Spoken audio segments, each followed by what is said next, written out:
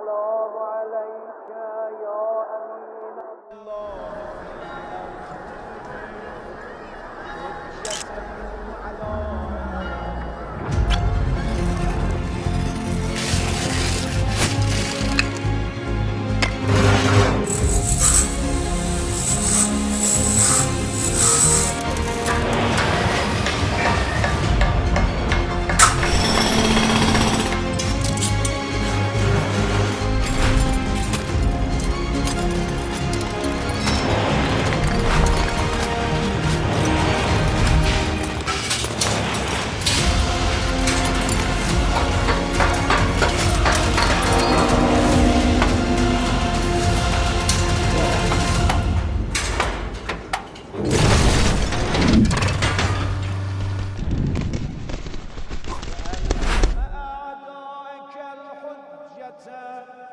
مع ما لك من الحجج البالغة